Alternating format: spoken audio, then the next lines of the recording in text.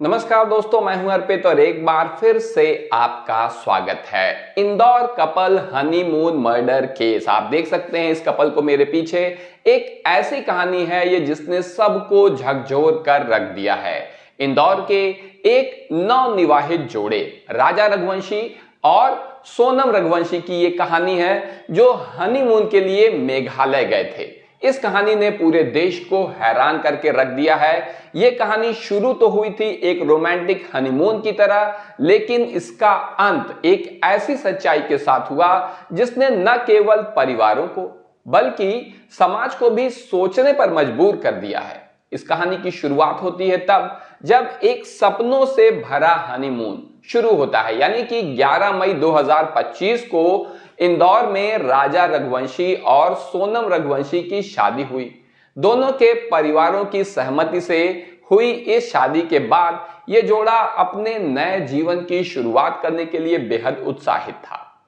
शादी के ठीक 9 दिन बाद 20 मई को राजा और सोनम अपने हनीमून के लिए मेघालय जाते हैं। मेघालय के खूबसूरत पहाड़ों और झरनों की सैर करते हुए इन दोनों ने इस हनीमून की शुरुआत की। मेघालय जो अपनी प्राकृतिक सुंदरता और शांति के लिए जाना जाता है, इस जोड़े के लिए एक परफेक्ट डेस्टिनेशन लग रहा था। 21 मई को यह जोड़ा शिलांग के बालाजी गेस्ट हाउस में पहुंचा। वहां से उन्होंने एक स्कूटी किराए पर ली और सोहरा, जो कि चेरापूंजी में है, वहां के लिए रवाना हो गए। 22 मई को दोनों नोंगरियाट गांव के double decker living root bridge को देखने गए थे। सीसीटीवी फुटेज में दोनों को सामान्य रूप से बातचीत करते और एक दूसरे के साथ समय बिताते देखा गया। उस समय किसी को भी यह अंदाजा नहीं था कि यह खुशी का पल जल्द ही एक भयानक त्रासदी में बदल जाएगा। गायब होना और रहस्य की शुरुआत जो है ये इस तरीके से हुई कि 23 मई को राजा और सोनम नोंगरियाट के शिपारा होम स्टे से चेकआउट करने के बाद ये दोनों लापता हो गए। उसी दिन सोनम ने अपनी सास को फोन किया था और बताया कि वो एक झरने की ओर ट्रैकिंग के लिए जा रहे हैं। इस कॉल में सोनम की आवाज हाँफने की आ रही थी, मतलब हो सकता है चलते हुए उन्होंने कॉल की हो तो हाँफने की आवाज आ रही थी। और उन्होंने कहा कि वे 11 का व्रत रख रही हैं, इसलिए कुछ खाएंगी नहीं। ये कॉल अचानक कट गई और इसके बाद दोनों का कोई अता पता नहीं रहा।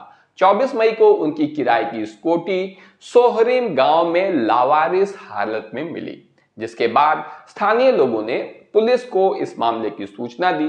पुलिस ने तुरंत सर्च ऑपरेशन शुरू किया। Meghalaya police, national disaster response force, state disaster response force और स्पेशल ऑपरेशन टीम ने मिलकर जंगलों और खाइयों में तलाश शुरू की, लेकिन कई दिनों तक कोई सुराग नहीं मिल पाया। तो ऐसे में लगातार ये खबर पूरे देश में चर्चा का विषय बन गई थी। 2 जून को पुलिस ने ड्रोन से वेई सॉन्डॉग फॉल्स के पास एक गहरी खाई में राजा रघुवंशी का क्षत विक्षत शव बरामद किया। शव की पहचान उनके दाहिने हाथ पर बने राजा के टैटू से हुई। इनके दाहिने हाथ पर टैटू में राजा लिखा हुआ था। पास ही एक खून से सना हुआ माचेट, जो कि एक तरीके का चाकू होता है, और कुछ अन्य सामान जैसे एक सफेद शर्ट, दवाइयां, एक स्मार्ट वॉच और टूटी हुई मोबाइल स्क्रीन भी वहां पर मिली। पुलिस ने इसे हत्या का मामला मानकर जांच शुरू कर दी और जब जांच शुरू हुई तो कुछ ऐसा खुलासा हुआ कि सभी लोग चकित रह गए। सोनम की गुमशुदगी, क्योंकि राजा की लाश मिली थी लेकिन सोनम की लाश नहीं मिली थी और सोनम गुमशुदा थी, परिवार निश्चित रूप से परेशान था। राजा की हत्या की खबर ने उनके परिवार को पूरी तरह से तोड़ दिया। इंदौर में उनके घर के बाहर एक पोस्टर लगाया गया जिसमें लिखा था, मैं मरा नहीं, मुझे मारा गया। परिवार ने इस मामले की जांच सीबीआई को सौंपने और सेना की मदद से सोनम की तलाश करने की मांग की। राजा के भाई विपिन और सचिन ने कहा कि उन्हें डर है कि सोनम का अपहरण हो गया है।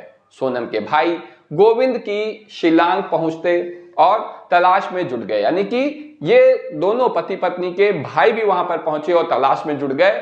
सोनम के पिता देवी सिंह ने भी मेघालय पुलिस पर लापरवाही का आरोप लगाया। तो सोनम के पिता भाई सब उन्हें तलाश कर रहे हैं और उन्होंने कहा कि केवल सोनम का शव तलाशा जा रहा है, जबकि उन्हें पूरा विश्वास है कि सोनम जिंदा है। परिवार ने संदेह जताया कि स्थानीय होटल स्टाफ, गाइड या स्कूटी किराए देने वालों ने इस मामले में कोई साजिश की है, उनका हाथ हो सकता है। लेकिन जब खुलासा हुआ तो सबके पैरों के तले से जमीन सरक गई। सोनम की गिरफ्तारी हुई है, आप देख सकते हैं, ये खबर है और ये फोटो है आपके सामने। 9 जून 2025 को इस मामले में एक ऐसा खुलासा हुआ जिसने सभी को हैरान करके रख दिया। मेघालय पुलिस ने घोषणा की कि सोनम रघुवंशी को उत्तर प्रदेश के गाजीपुर में गिरफ्तार किया गया है। पुलिस के मुताबिक सोनम ने अपने पति राजा की हत्या की साजिश रची थी। इसके लिए उसने मध्य प्रदेश के 3 लोगों को हायर किया हुआ था बाकायदा। मेघालय के डीजीपी इदाशिंशा नोंगरांग ने बताया कि सोनम ने 8 जून की रात को गाजीपुर के नंदगंज पुलिस स्टेशन में सरेंडर किया। उसे एक ढाबे पर बेहोशी की हालत में पाया गया था, जिसके बाद उसे गाजीपुर मेडिकल कॉलेज ले जाया गया। उसी दौरान उसने पुलिस के सामने आत्मसमर्पण कर दिया। इसके अलावा पुलिस ने रात भर की छापेमारी में 3 अन्य आरोपियों को गिरफ्तार किया, एक उत्तर प्रदेश से और 2 इंदौर से। ये दोनों हत्यारे यहां पर मिले। पुलिस के अनुसार गिरफ्तार किए गए लोगों ने कबूल किया कि सोनम ने उन्हें राजा की हत्या के लिए हायर किया था। एक चौथा आरोपी अभी भी फरार है और उसकी तलाश जारी है। मेघालय के मुख्यमंत्री कॉनराड के संगमा वहां के मुख्यमंत्री हैं, उन्होंने पुलिस की तारीफ की और कहा कि 7 दिनों के भीतर इस मामले में बड़ी सफलता हासिल कर ली गई है, जो कि वाकई काबिले तारीफ है, क्योंकि ये मामला लगातार मीडिया में, खासतौर से सोशल मीडिया पर इतनी ज्यादा हाइप बटोर रहा था, उसी वजह से इसका खुलासा हो पाया। और ये हत्या क्या वाकई में सिर्फ एक प्रेम प्रसंग है या कोई अन्य मामला है? क्योंकि पुलिस की प्रारंभिक जांच में सामने आया कि इस हत्या के पीछे सोनम का एक प्रेम प्रसंग हो सकता है। अभी निश्चित रूप से नहीं कहा जा सकता। मेघालय पुलिस के एक वरिष्ठ अधिकारी ने बताया कि ये एक सुनियोजित हत्या थी और हनीमून की पूरी योजना राजा को मारने के लिए ही बनाई गई थी। सूत्रों के मुताबिक सोनम का मध्य प्रदेश के राज कुशवाहा नामक व्यक्ति के साथ प्रेम संबंध था, जिसे इस साजिश में शामिल होने के आरोप में गिरफ्तार कर लिया गया है। तो सवाल उठता है कि क्या हत्या का यही कारण था या फिर कोई और वजह भी हो सकती है? परिवार का इस मामले में क्या कहना है? अगर हम बात करें परिवार की प्रतिक्रिया की, तो सोनम के पिता देवी सिंह ने पुलिस के दावों को सिरे से खारिज कर दिया है। उनका कहना है कि उनकी बेटी निर्दोष है और वो ऐसा नहीं कर सकती। उन्होंने कहा, मेरी बेटी ने अपने भाई को फोन करके अपनी लोकेशन बताई थी। वो गाजीपुर में एक ढाबे पर थी और लगातार रो रही थी। मेघालय पुलिस झूठ बोल रही है। इस मामले की जांच सीबीआई को सौंपी जानी चाहिए। वहीं राजा के परिवार ने भी इस मामले में सीबीआई जांच की मांग की है। उनका कहना है कि इस हत्या के पीछे की पूरी सच्चाई सामने आनी चाहिए। परिवार का यह मानना है कि सोनम के साथ साथ अन्य लोगों की भूमिका भी हो सकती है और पुलिस की जांच में कई ऐसे सवाल हैं जिनके जवाब अभी भी अनुत्तरित हैं, अभी भी नहीं आए हैं। एक स्थानीय गाइड की इस पूरे मामले में बहुत ही महत्वपूर्ण भूमिका रही है और इस मामले का खुलासा उसी की मदद से हुआ है। इस मामले में एक अहम सुराग एक स्थानीय गाइड अल्बर्ट पीडी ने दिया। अल्बर्ट ने पुलिस को बताया कि 22 मई को उसने राजा और सोनम को नोंगरियाट में गाइड करने की पेशकश की थी, लेकिन इन लोगों ने मना कर दिया कि हमें आपकी जरूरत नहीं है। अगले दिन 23 मई को उसने जोड़े को 3 अज्ञात लोगों के साथ देखा जो हिंदी में बात कर रहे थे। जाहिर है कि फिर वो स्थानीय लोग नहीं रहे होंगे। ये जानकारी पुलिस के लिए महत्वपूर्ण साबित हुई, जिसने जांच को नई दिशा दी। इस पूरे मामले से जो अगर हम देखें क्या निष्कर्ष निकलता है, तो वो ये है कि ये मामला न केवल एक हत्या की कहानी है, बल्कि ये उन रिश्तों पर भी सवाल उठाता है जिन्हें हम सबसे पवित्र मानते हैं। राजा और सोनम की शादी को अभी 1 महीना भी नहीं हुआ था और इस दौरान इतनी बड़ी साजिश का खुलासा हर किसी को हैरान कर गया है। यह घटना हमें यह सोचने पे मजबूर करती है कि क्या हम वाकई अपने सबसे करीबी लोगों पर भरोसा कर भी सकते हैं? या फिर नहीं। मेघालय पुलिस अब सोनम को वापस मेघालय लाने की तैयारी कर रही है, क्योंकि अभी तो वो उत्तर प्रदेश में है, गाजीपुर में है, जहां उसका कोर्ट में ट्रायल होगा।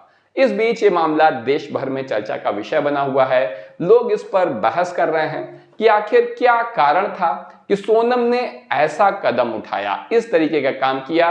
क्या यह सिर्फ एक प्रेम प्रसंग था? भाई प्रेम प्रसंग था तो डिवोर्स दे दो, शादी ही ना करो, या इसके पीछे कोई गहरी साजिश और भी हो सकती है? ये सवाल अभी भी अनुत्तरित है और शायद आने वाले दिनों में कोर्ट की सुनवाई में सच्चाई सामने आ जाए। ये कहानी एक बार फिर हमें याद दिलाती है कि सच्चाई कभी कभी वैसी नहीं होती जैसी कि दिखाई देती है। इस पूरे मामले में आपकी क्या राय है? आपको क्या लगता है? क्या सोनम ने ही राजा की हत्या की होगी अपने पति की, या फिर कोई और बात भी हो सकती है? कमेंट करके जरूर बताएं। वीडियो को लाइक करिए, चैनल को सब्सक्राइब करिए, अपने दोस्तों के साथ शेयर करना ना भूलिए। धन्यवाद।